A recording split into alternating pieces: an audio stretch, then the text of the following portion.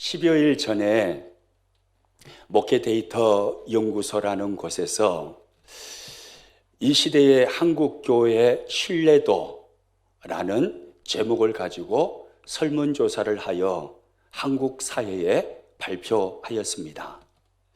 설문조사를 보니까 한국교회를 매우 혹은 약간 신뢰한다 라고 답을 하신 분들이 21%, 불과 21%밖에 되지 않았습니다.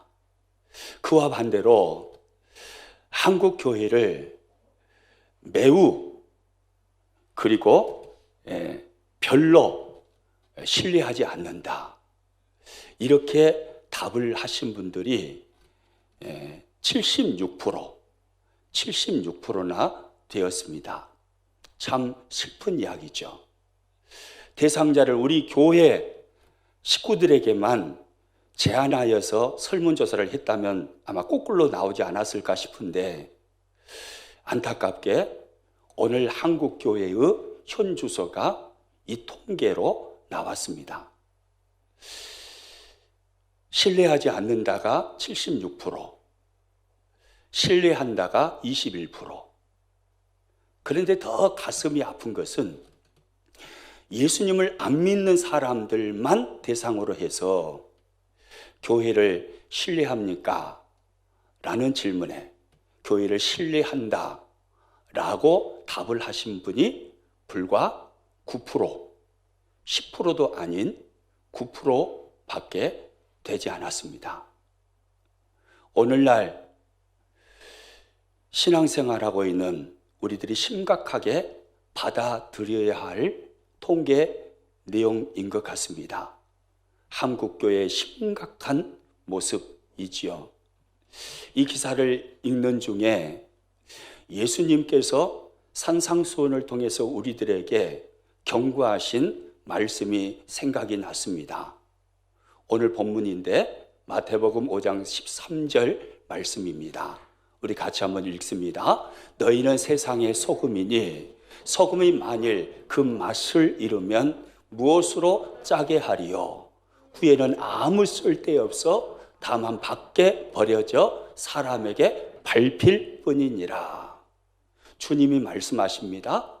구원받은 그리스도인인 우리들에게 하시는 말씀입니다. 너희는 세상의 소금이다.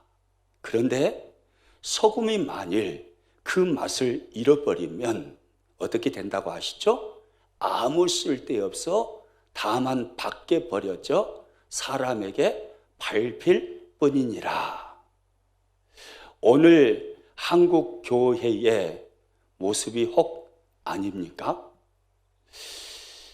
사람들에게 밟히고 있는, 사람들의 신뢰를 받지 못하고 사람들에게 혐오감까지 주고 있는 그 모습, 마태복음 5장 13절에 예수님의 경고하신 이 모습이 오늘날 우리가 살고 있는 이 시대의 교회의 모습은 아닌가 라는 생각을 해봅니다.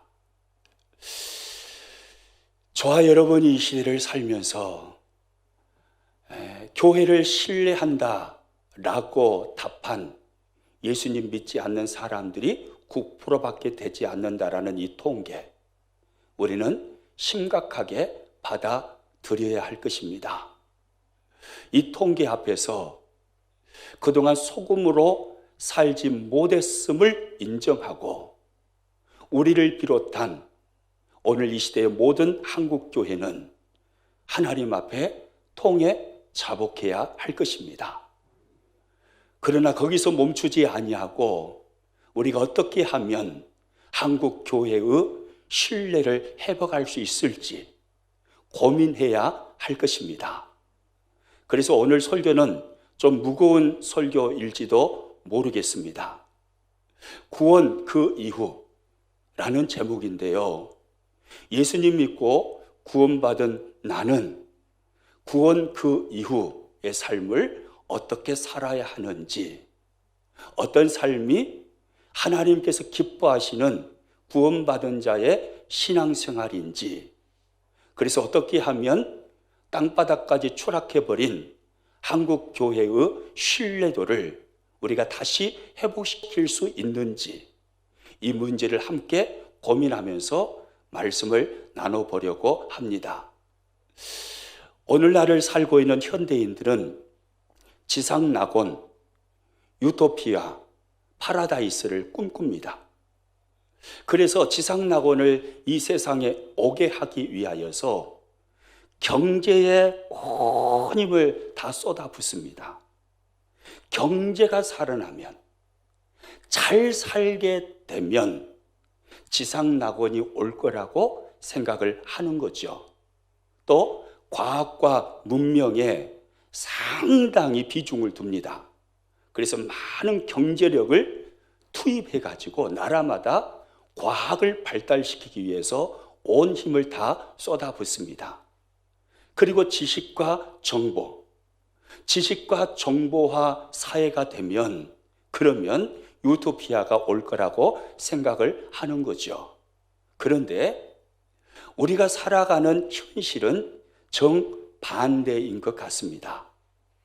경제가 성장하면 성장할수록, 과학과 문명이 발달된 사회가 되면 될수록, 지식과 정보화가 발달되면 될수록 어떻게 된 일인지 도덕과 윤리는 점점 땅바닥으로 떨어져 내려가고 있고, 고도화된 지능으로 더 다양한 범죄를 만들어서 악랄한 죄악을 범하는 오늘의 현실을 우리가 날마다 뉴스를 통해서 보고 있습니다.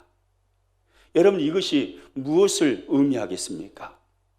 전적 부패했고 전적으로 타락한 인간은 스스로의 능력으로는 이 땅에 지상낙원을 결코 만들 수 없다는 것입니다. 우리 인간에게는 유토피아, 파라다이스, 지상낙원을 만들 수 있는 희망이, 소망이 전혀 없다는 것을 현실 사회가 우리들에게 그대로 보여주고 있는 것이죠. 그래서 오늘 성경을 보시면 예수님께서는 그러한 우리 인간을 향하여서 아래에서 난 자라고 말씀을 하십니다. 요한복음 8장 23절 말씀입니다. 예수께서 이르시되 너희는 아래에서 났고 나는 위에서 났으며, 너희는 어디에서 났다고 주님 말씀하시나요? 아래에서 났다고 말씀합니다. 이건 무슨 말입니까? 죄악 가운데서 출생한 자라는 말씀입니다. 그러므로 인간은 인간 스스로에게서 세상을 변화시키고 세상 속에 지상낙원을 만들 수 있는 어떤 희망도 소망도 발견할 수 없다, 이 말씀입니다. 그리고 이어지는 24절 말씀을 보면 이 죄악을 가지고 있는 사람의 결론을 주님은 이렇게 내리고 있습니다. 같이 읽습니다. 그러므로 내가 너희에게 말하기를 너희가 너희 죄 가운데서 죽으리라 하였노라. 너희가 너희 죄 가운데서 뭐 하리라고 말씀합니까? 죽으리라. 영원토록 멸망을 받으리라. 영원한 지옥의 사망을 당하게 되리라. 이것이 죄악 가운데 있는 인간을 향한 성경이 말씀하시는 실존입니다. 이것이 우리 인간의 비참한 모습이죠. 그렇다면 이 비참한 실존에서 벗어나서 인간이 소망을 품고 희망을 품고 진정 복된 삶을 살아갈 수 있는 다른 길은 전혀 없을까요? 아닙니다. 예수님은 오늘 본문 말씀에서 인간의 실존, 비참한 인간의 모습을 말씀하시면서 한 가지 희망의 빛을 우리들에게 말씀해 주십니다. 오늘 본문 24절 말씀 전체를 읽으면 알 수 있죠. 같이 읽습니다. 그러므로 내가 너희에게 말하기를 너희가 너희 죄 가운데서 죽으리라 하였노라. 너희가 만일 내가 그인 줄 믿지 아니하면 너희 죄 가운데서 죽으리라. 주님의 말씀을 잘 보십시오. 너희가 만일 내가 그인 줄 믿지 아니하면 너희 죄 가운데서 죽으리라. 이 말씀을 뒤집어서 생각해 보면 무슨 말씀인가요? 너희가 사는 한 가지 길이 있다 이 말입니다. 모든 인간은 자신의 죄로 말미암는 그 비참함 때문에 죽을 수밖에 없지만 유일하게 한 가지 사는 길이 있다라고 주님이 말씀하시는 거죠. 그 길은 바로 내가 그인 줄 믿는 것입니다. 내가 그인 줄 믿으면 너희가 살리라 이 말씀이잖아요. 예수님께서 바로 성경에 약속되어 있으신 여인의 후손인 것을 믿으면, 예수님이 바로 구약 성경에 약속되어 있으신 메시아이심을 믿으면, 예수님께서 모든 사람의 죄악을 십자가에서 구원하신 그리스도이심을 믿으면, 너희가 나를 믿으면 살리라. 이게 주님의 말씀입니다. 유일한 희망이죠.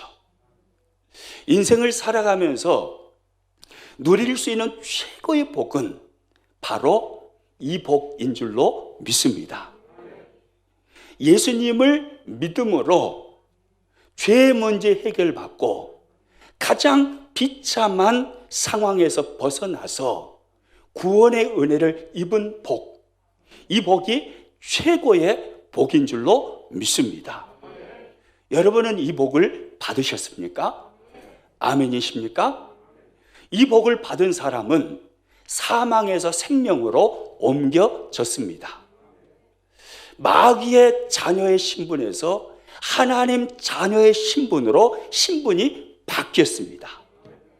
지옥에서 천국으로 옮겨진 바 되었습니다. 오늘 예배하는 우리 모두는 예수님을 믿음으로 이 복을 받은 것입니다. 그러므로 세상에서 누릴 수 있는 최고의 복을, 구원의 복을 우리가 받았기에 우리는 예수님 한 분만으로도 충분하다라고 고백할 수 있습니다.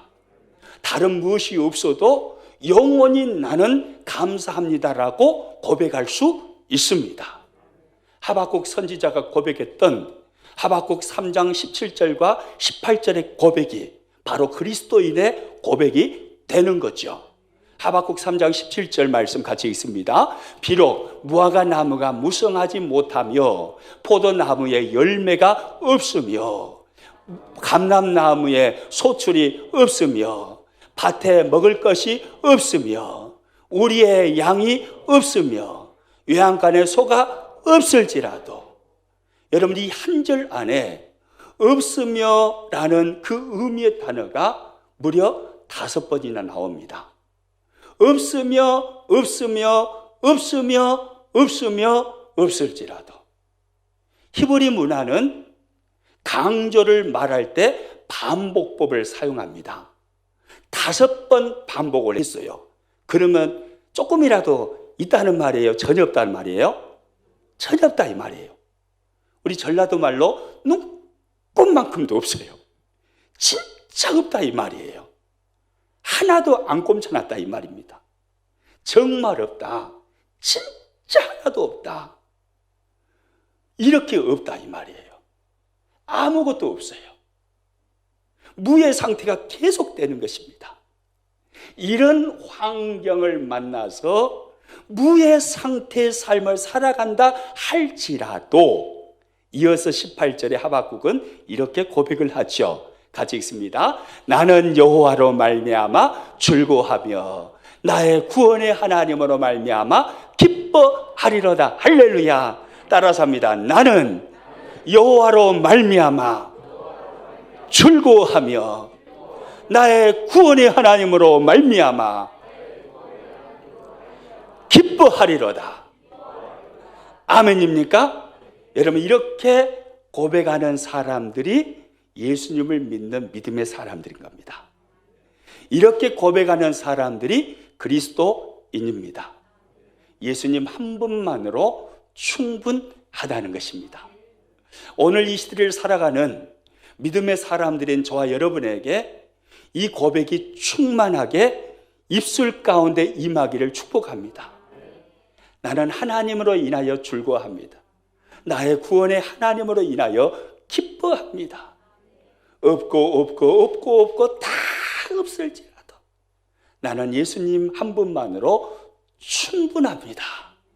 여러분, 이 고백 말이죠, 구원의 감격으로 하나님께 드리는 이 고백이 우리 안에 가득하기를 축복합니다. 그런데요, 우리 예수님 믿는 사람들은 구원의 기쁨, 구원의 감격만 하고 거기서 멈춰버려서는 안 되는 것입니다. 구원의 기쁨을 가지고 예수님의 십자가와 부활을 통하여 하나님께서 나에게 허락하신 그 구원의 기쁨, 구원의 감격에 젖어서 살아야 되지만, 그러나 구원받은 자로서 구원 그 이후의 삶이 있어야 한다는 것입니다. 구원의 감격에서 멈춰버리는 신앙생활을 한다면 그 신앙생활은 결코 하나님께서 기뻐하시는 신앙생활은 아닐 것입니다. 하나님께서 우리를 구원하신 목적이 분명히 있습니다. 이 말은 우리가 예수님을 믿고 구원받은 그 이후의 삶이 분명하게 남겨져 있다, 이 말입니다. 예수님은요, 구원받은 12명의 제자들에게 이렇게 말씀을 하셨습니다. 마태복음 16장 24절 말씀 같이 읽습니다. 이에 예수께서 제자들에게 이르시되 누구든지 나를 따라오려거든 자기를 부인하고 자기 십자가를 지고 나를 따를 것이니라. 이에 예수께서 누구에게 말씀하십니까? 제자들에게 말씀하시는 겁니다. 예수님 믿고 주님을 따르는 제자들입니다. 믿지 않는 자에게 하는 소리가 아닙니다. 예수님 믿는 자에게 하시는 말씀의 핵심이 뭡니까? 너희가 구원받은 것으로만 만족해서는 안 된다, 이 말입니다. 너희가 진정 구원을 받았다면 구원 그 이후의 삶을 붙들고 그 삶을 살아내는 신앙생활을 해야 한다, 이 말씀이죠. 그게 무엇입니까? 누구든지 나를 따라오려거든 자기를 부인하고 자기 십자가를 지고 나를 따를 것이니라. 너희가 구원받았느냐? 그러면 이제 구원 그 이후의 삶, 십자가 짊어지고 나를 따르는 삶을 살아야 된다. 예수님은 그 말씀을 하신 것입니다. 십자가 지고 주님을 따르는 삶이죠. 이것이 구원 그 이후의 삶입니다. 여러분, 그러면 십자가가 무엇일까요? 예수님께서 마태복음 16장 24절에서 말씀하시는 그 십자가, 그것은 무엇일까요? 여러분, 예수님께 있어서 십자가는 무엇이었습니까? 그것은 바로 예수님이 감당하셔야만 했던 사명이었습니다. 하나님께서 예수님께 감당하라고 맡기신 사명, 그것이 바로 십자가 지는 것이었습니다. 그러면 우리들에게 말씀하시는 십자가는 또한 무엇일까요? 마찬가지로 우리가 감당해야 될 사명인 것입니다. 예수님은 사명을 말씀하시는 겁니다. 너희가 진정 나를 믿고 구원을 받았느냐? 그것으로만 만족해서는 안 돼. 구원 그 이후의 삶을 살아야 돼. 그 삶이 무엇이라는 거예요? 사명을 감당하는 삶이라는 거예요. 구원 그 이후 사명을 감당하는 삶, 이것이 너희를 구원하신 하나님의 목적이라는 것입니다. 이 예수님의 말씀을요, 가장 분명하게 깨달았던 사람이 사도 바울이었던 것 같습니다. 그래서 사도 바울은요, 사도행전 20장 24절에서 이렇게 이야기를 하죠. 같이 한번 읽습니다. 내가 달려갈 길과 주 예수께 받은 사명, 곧 하나님의 은혜의 복음을 증언하는 일을 마치려 하면은 나의 생명조차 조금도 귀한 것으로 여기지 아니하노라. 예수님이 말씀하신 십자가가 바울은 사명이라는 것을 분명하게 깨달았습니다. 그래서 바울은 이야기합니다. 주님이 나에게 주신 그 사명을 감당하기 위해서는 내 생명조차도 조금도 아깝지 아니하다, 이 말입니다. 그 사명을 위해서 나는 살아간다, 이 말이잖아요. 내가 예수님 믿고 다메섹 도상에서 주님이 나를 만나 주심으로 내 인생이 새롭게 됐어요. 새로운 피조물이 되었어요. 내가 새 삶을 살게 되었어요. 구원받은 하나님의 백성이 되었어요. 그래서 바울은 그 은혜를 내가 입었으니 이제는 사명을 위해서 내 생명조차도 조금 더 귀히 여기지 아니하고 사명을 위한 삶을 살아가겠다라고 결단하는 것입니다.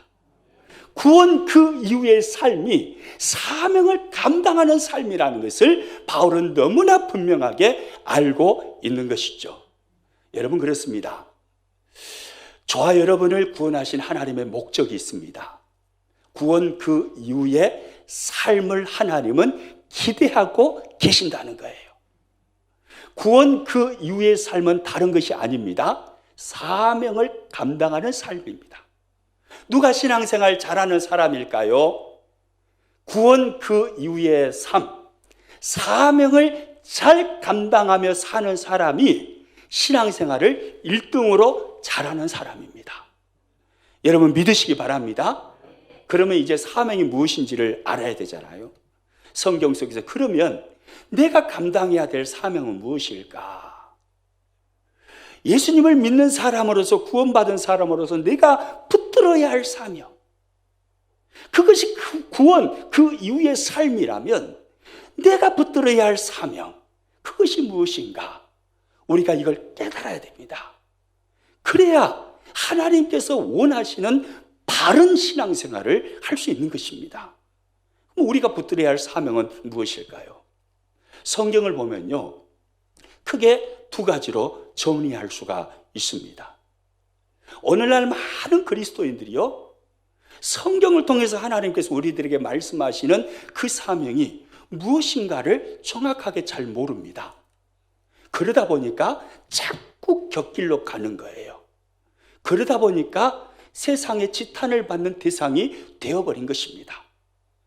우리가 사명을 분명하게 깨닫고 안다면 우리는 진짜 예수님이 말씀하신 세상을 변화시키는 빛이요 소금이 될 것입니다.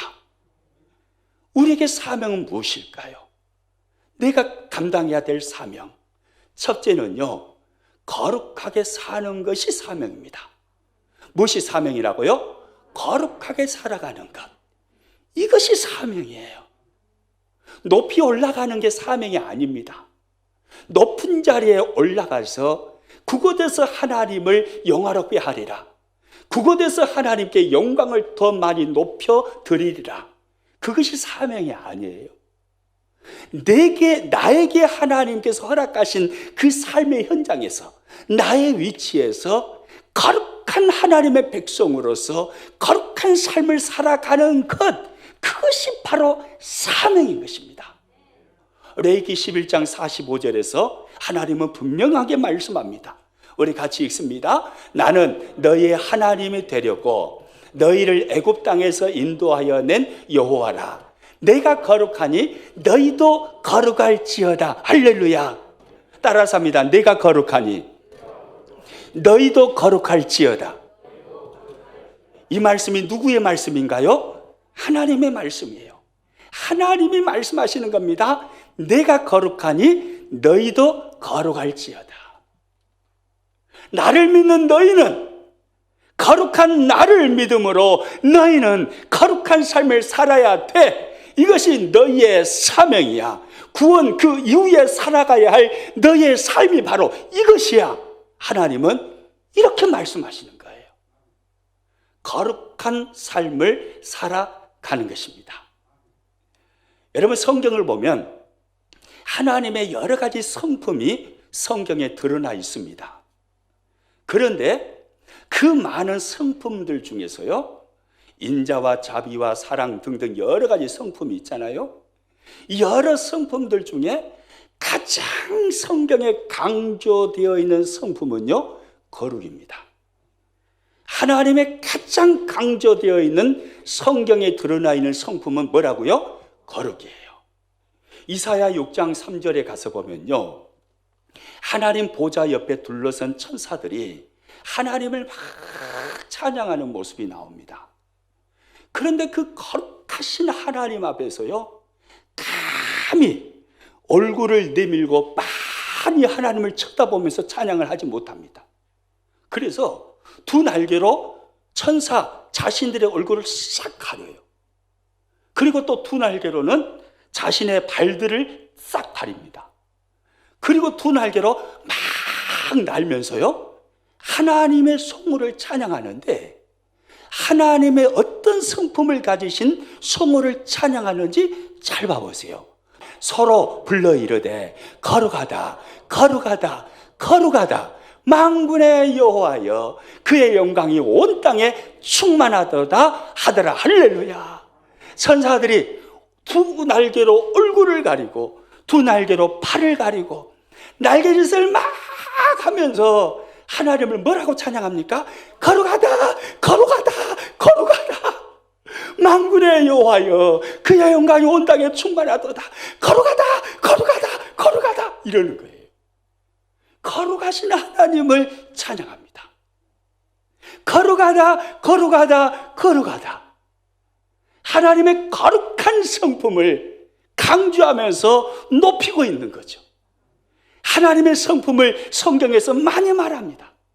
사랑도 인자도 자비도 긍휼도 여러 가지 성품을 말씀하시는데, 거룩처럼 세 번이나 반복하면서 강조하시는 하나님의 성품은 성경에 없습니다. 거룩하다 거룩하다 거룩하다. 요한계시록 4장 8절에 가서도 마찬가지입니다.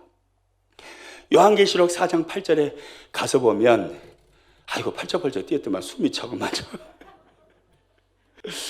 네, 요한계시록 4장 8절에 가서 보면 천사들이 또 하나님을 찬양하는 모습이 거기에 또 그려져 있어요.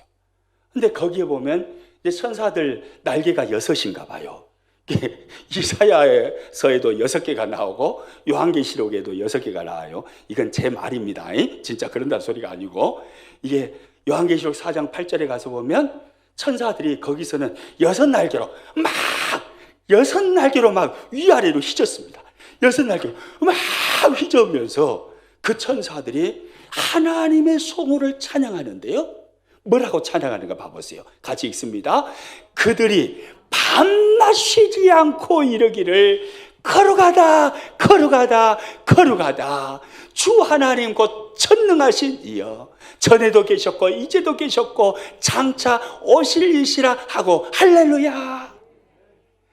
밤낮 쉬지 않고요, 천사들이 밤낮 쉬지 않고 6날개를 위아래로 막 휘저으면서 하나님을 찬양하는데, 거룩하다 거룩하다 거룩하다, 하나님의 거룩하신 성품을 강조하면서 거룩하신 하나님을 높이는 것입니다. 거룩하다 거룩하다 거룩하다 주 하나님 곧 전능하신 이여. 성경에 가장 강조되어 있는 하나님의 성품은 바로 거룩입니다. 그 거룩하신 하나님께서 레위기 11장 45절에 우리에게 말씀하시는 겁니다. 내가 거룩하니 너희도 거룩할지니라. 할렐루야. 거룩이 바로 우리 믿음의 사람들이 살아내야 할 구원 그 이후에 첫 번째 사명이다, 이 말입니다.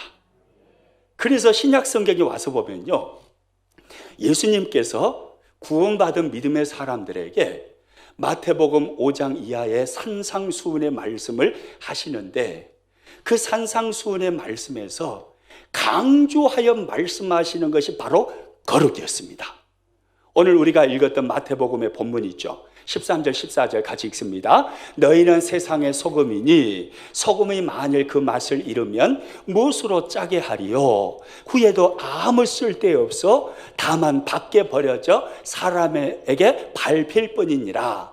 너희는 세상의 빛이라. 산 위에 있는 동네가 숨겨지지 못할 것이요. 너희는 세상에 뭐라고 말씀하십니까? 소금이니. 그리고 또 너희는 세상의 무엇이라고 말씀합니까? 빛이라 라고 말씀합니다. 무슨 말입니까?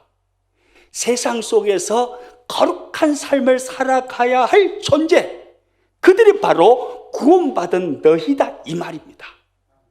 너희는 세상 속에서 대충대충 살아갈 사람들이 아니요, 너희는 세상 속에서 소금의 사명을 감당해야 되고 빛의 사명을 감당해야 되는 거룩한 하나님의 백성들이다 이 말입니다. 거룩의 삶을 주님이 요청하시는 거죠. 예수님의 수제자 누구죠? 베드로.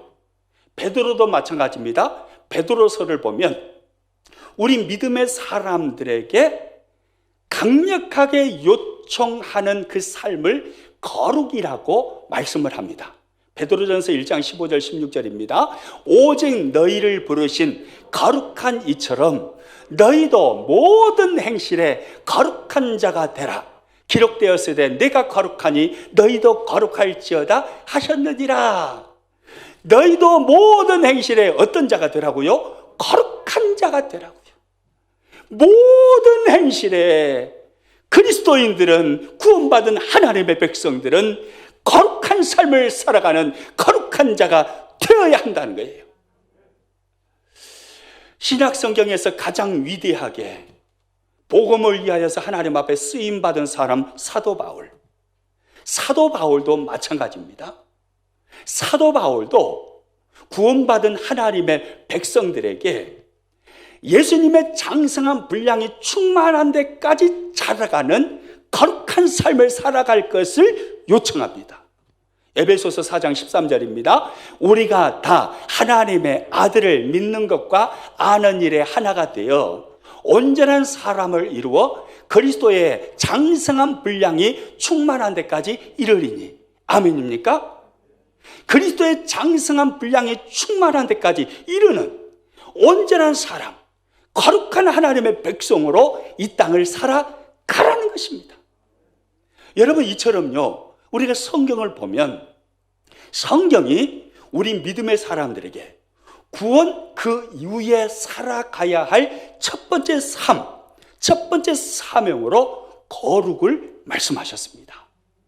거룩이 바로 우리가 살아내야 할 첫 번째 사명의 삶입니다. 우리 옆 사람 보면서 서로 이렇게 이야기하면 오메 알고 본 게 거룩이었구만이. 아멘입니까? 거룩이 우리의 사명이에요. 높이 올라가는 게 사명이 아니에요. 높이 올라가는 것, 그것을 사명으로 생각하는 순간 거룩은 깡그리 놓쳐버립니다. 높이 올라가는 것, 그것만이 목적이 되어버리면 거룩이 무시되어버리죠. 그래서 세상적인 방법 다 동원해서 무조건 높이 올라가려고 합니다. 그것은 그리스도인의 삶이 아닙니다. 하나님이 원하시는 삶은 높이 올라가고 부자 되는 거, 이게 아니에요.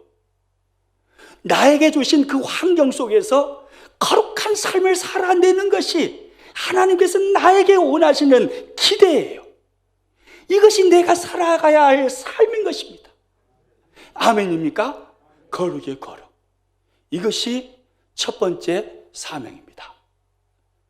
그러면 두 번째, 우리 믿음의 사람들이 구원 그 이후에 살아내야 할 두 번째 사명은 무엇일까요? 우리 잘 알고 있는 내용이 있죠. 한번 화면 보고 같이 읽습니다. 영혼 살리고 영혼 복되게 하는 것입니다. 이것이 두 번째 우리에게 주신 사명입니다. 아브라함을 부르시고 하나님께서 뭐라고 말씀하시나요? 창세기 12장 3절입니다. 너를 축복하는 자에게는 내가 복을 내리고 너를 저주하는 자에게는 내가 저주하리니 땅의 모든 족속이 너로 말미암아 복을 얻을 것이라 하신지라. 하나님은 아브라함을 통해서 땅의 모든 족속이 복을 얻기를 원하셨습니다. 축복의 통로가 되라는 거죠. 아브라함, 내가 너를 부른 목적이 있어. 너를 구원한 목적이 있어. 그것은 나는 너를 통해서 땅의 모든 족속이 복받기를 원해. 나는 너가 영원 살리고 영원 복되게 하는 인생을 살기를 원해, 이 말이죠. 야곱을 부르시고 하나님은 동일한 말씀을 하십니다. 창세기 28장 14절입니다. 내 자손이 땅의 티끌같이 되어 내가 서쪽과 동쪽과 북쪽과 남쪽으로 퍼져나갈지며 땅의 모든 족속이 너와 내 자손으로 말미암아 복을 받으리라. 똑같은 말씀이 있잖아요. 나는 너가 복의 통로가 되기를 원해. 너를 구원한 목적이 바로 이거야. 영혼 살리고 영혼 복되게 하는 것, 이것이 너를 구원한 목적이야. 하나님 말씀하십니다. 베드로를 부르시고도 주님은 똑같은 말씀을 하십니다. 마태복음 4장 19절입니다. 말씀하시되 나를 따라오라. 내가 너희를 사람을 낚는 어부가 되게 하리라 하시니. 물고기 잡는 어부가 아니라 복음을 통해서 사람을 구원하는 사람, 사람을 복되게 하는 사람, 나는 너를 그렇게 쓰고 싶어 예수님께서 말씀하신 것입니다. 영혼 살리고 영혼 복되게 하는 인생을 말하는 거죠. 이것이 우리가 짊어져야 할 두 번째 사명입니다. 아브라함과 야곱과 베드로에게 이렇게 말씀하셨다면 오늘 저와 여러분에게도 같은 말씀을 하실까요? 다른 말씀을 하실까요? 네, 같은 말씀을 하시죠. 그래서 우리가 잘 알고 있는 구절입니다. 마태복음 28장 19절 20절에 예수님께서 이런 말씀을 하시죠. 같이 읽습니다. 그러므로 너희는 가서 모든 민족을 제자로 삼아 아버지와 아들과 성령의 이름으로 세례를 베풀고 내가 너희에게 분부한 모든 것을 가르쳐 지키게 하라. 그러므로 너희는 가서 모든 민족을 뭐 삼으라 합니까? 제자 삼으라는 거예요. 같은 의미입니다. 영혼 살리고 영혼 복되게 하는 것, 이것이 주님이 우리에게 맡기신 사명이다, 이 말입니다. 여러분, 그런데 이 말씀을 잘 봐보세요. 이 말씀을 잘 보시면 그러므로 너희는 가서 모든 민족을 어떤 사람으로 삼으라 합니까? 제자로 삼으라 합니다. 예수님이 이렇게 말씀하지 않으셨습니다. 너희는 가서 모든 민족에게 예수를 말해라, 복음을 말해라, 그리고 거기서 가만히 있어라, 이렇게 말씀하지 않으셔요. 주님이 말씀하신 것은 너희는 가서 모든 민족을 뭐로 삼으라는 거예요? 제자로 삼으라는 거예요. 여기에 놀라운 비밀이 있어요. 제자 삼는 것입니다. 여러분, 제자는 말로만 하여서 제자가 되나요? 안 되나요? 안 돼요. 만약에 말로만 하여서도 제자가 될 수 있다면 예수님께서 뭐 하려고 3년 동안 12명의 제자들을 선택하셔서 날마다 동고동락 하시면서 데리고 다니시면서 예수님이 하시는 사역들을 뭐 하려고 보여줬겠어요? 말로만으로는 제자가 되는 것이 아니라는 거죠. 제자는 실제로 보아야 되는 것입니다. 말로만 하는 게 아니라 말로 했던 것이 삶으로 드러나는 그 삶을 보아야, 그래야 존경하는 마음이 생기고, 아, 나도 저 사람처럼 제자가 되어야지, 저 사람을 따라야지 라는 생각이 일어나는 거예요. 삶이에요, 삶. 그러니까 이 말씀이 무슨 말이에요? 모든 민족을 제자 삼으라는 말씀은 너희는 모든 민족에게 복음을 전하되 동시에 첫 번째 사명인 거룩한 삶을 통해서 그들에게 보여주라, 이 말입니다. 거룩한 삶을 보여주라, 이 말이에요. 거룩한 삶을 너희가 보여줄 때 너희가 입으로 전하는 십자가 복음을 그들이 받아들이게 될 것이고 그들이 믿게 될 것이고 제자가 되게 되어 있다, 이 말입니다. 그러므로요, 첫 번째 사명하고 두 번째 사명은요 분리되는 게 아니에요. 거룩한 삶을 살아가는 첫 번째 사명, 그리고 영혼 살리고 영혼 복되게 하는 삶을 살아가는 두 번째 사명. 이건 결코 분리되는 이야기가 아닙니다. 하나로 묶여 있습니다. 첫 번째 사명은 거룩한 삶을 살아가는 사람이 두 번째 사명도 감당할 수 있는 거예요. 거룩한 삶을 살아가지 않는데 두 번째 사명을 감당한다고 삶은 겁나게 거시기 하면서 계속해서 예수님을 말하고 다녀봐요. 그러면 세상은 그 사람을 뭐라고 하는지 아세요? 사기꾼이라고 그런 거예요. 쥐는 그렇게 안 살면서 쥐나 잘 살지. 쥐는 도둑질하면서 쥐는 사기 쳐먹으면서 뭔 예수님을 말하고 다녀. 사기꾼이라고 말하는 것입니다. 첫 번째 사명을 감당할 줄 아는 사람이 두 번째 사명도 성경적으로 제대로 감당할 수가 있는 것입니다. 그래서요, 성경 전체를 통해서 구원 그 이후의 삶에 있어서 우리들에게 가장 중요한 것은요, 다른 것이 아니라 거룩이에요. 거룩입니다. 거룩처럼 중요한 게 없어요. 영혼 살리고 영혼 복되게 하는 것 세계복음화 성경 속에 엄청 강조되어 있습니다. 그런데 거룩을 살지 않는 사람이 세계복음화를 이룰 수 있을까요? 천만의 말씀이에요. 거룩을 살아내는 사람이 제자 삼는 사역을 감당할 수 있는 겁니다. 거룩이에요, 거룩. 오늘날 크리스찬들이요, 이것을 너무나 많은 사람들이 놓치고 삽니다. 거룩이 사명이라고 생각하는 사람은 별로 없습니다. 대통령 되는 것이 사명이라고 생각해요. 기업을 일구어서 큰 부자가 되는 게 사명이라고 생각해요. 천만의 말씀이요, 오해하고 있는 겁니다. 성경을 잘못 읽은 것입니다. 성경에서 하나님은 한 번도 그렇게 말씀하신 적이 없습니다. 부와 빈, 그것은 하나님이 주시는 것입니다. 하나님께서 은사로 부도 줄 수 있고 빈도 줄 수 있는 거예요. 높은 자리도 허락하실 수 있고 낮은 자리도 줄 수 있는 것입니다. 그건 하나님이 주시는 거예요. 내가 선택해서 내가 하고자 한다고 해서 되는 게 아니에요. 하나님이 주실 때 내가 그 자리에 있는 거예요. 그러면 나는 어떻게 살아야 돼요? 하나님이 주신 그 자리에서 최선을 다해서 하나님이 나에게 주신 사명, 거룩을 살아내는 그 사명을 감당해내는 것입니다. 이 사람이 진짜 그리스도인이에요.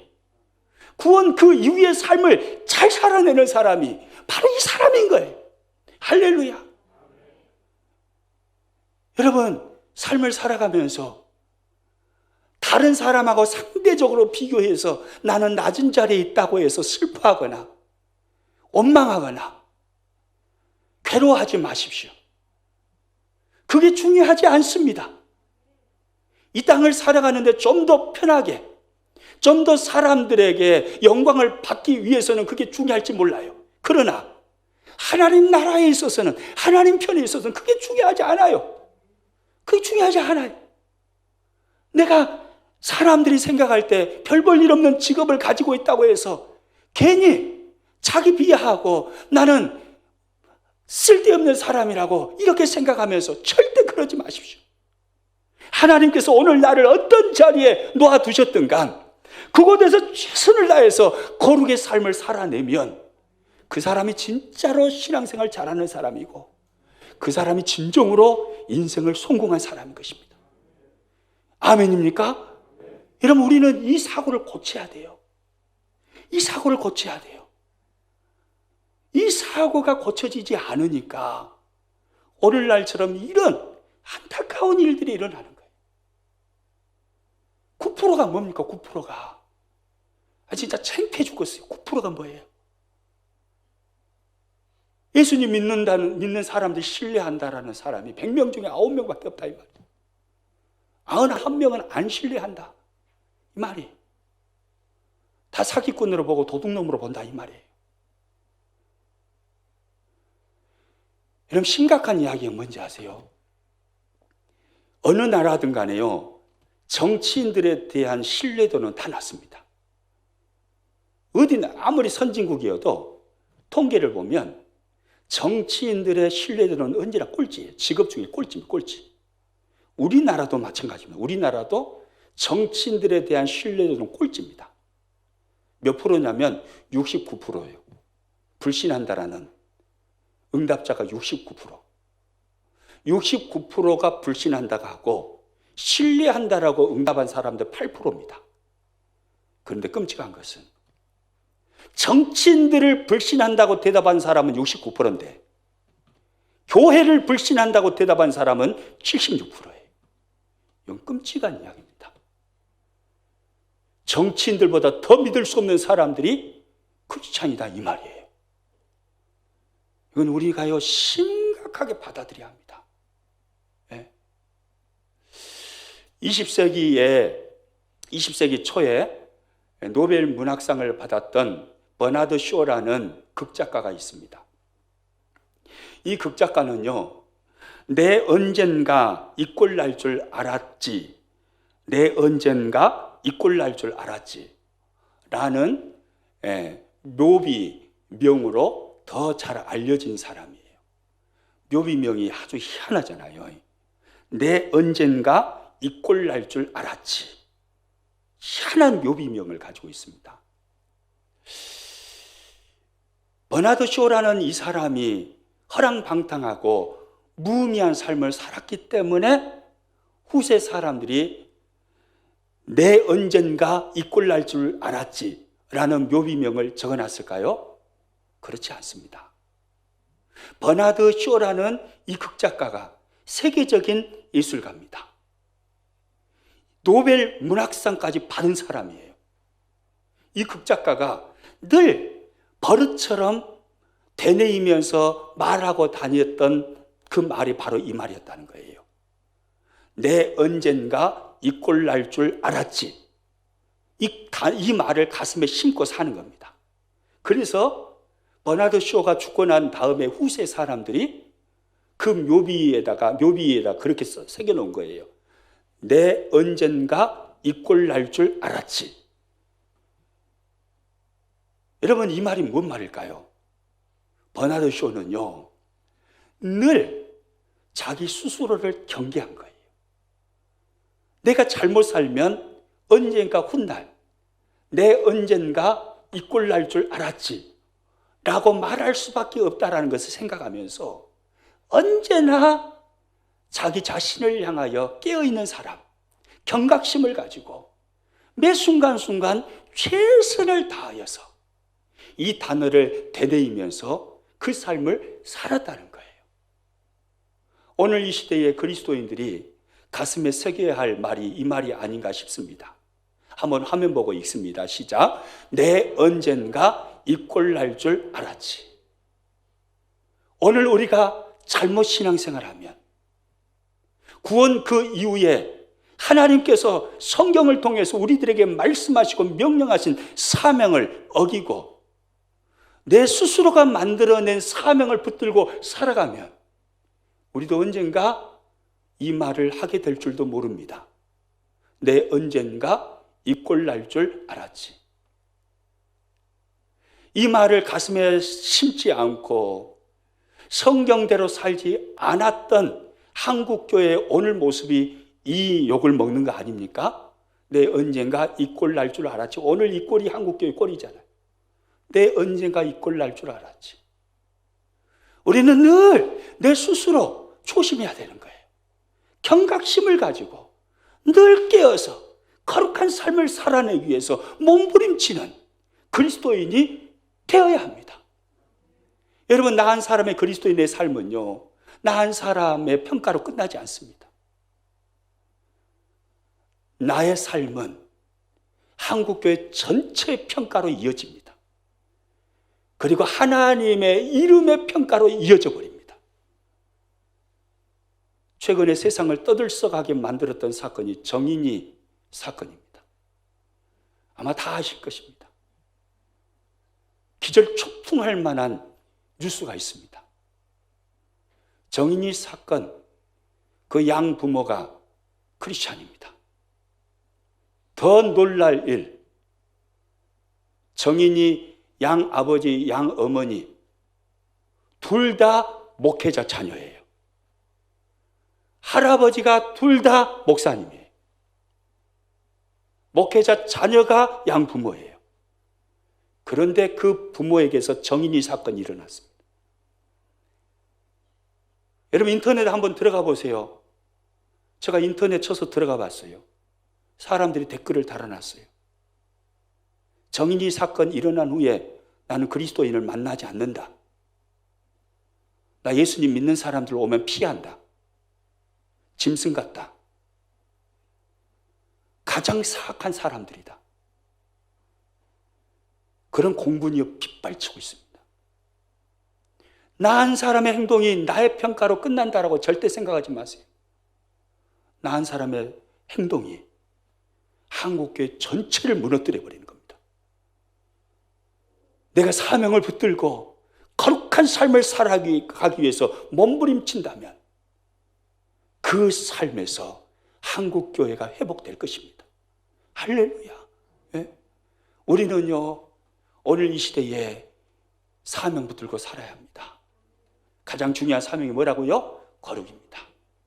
그 다음에요, 영혼 살리고 영혼 복되게 하는 것입니다. 영혼 살리고 영혼 복되게 하는 것, 이것도 거룩한 삶을 살아내는 사람이 감당해낼 수 있는 사명이에요. 그래서 가장 중요한 것은 거룩이에요. 거룩 잃어버리면 안 됩니다. 거룩 잃어버리면 끝난 거예요.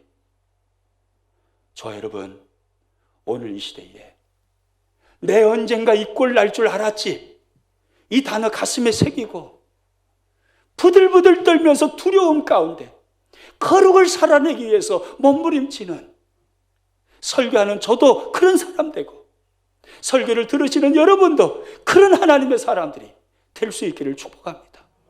그래야 한국교회 살아요. 그래야 한국교회 신뢰도가 회복될 수 있어요. 할렐루야.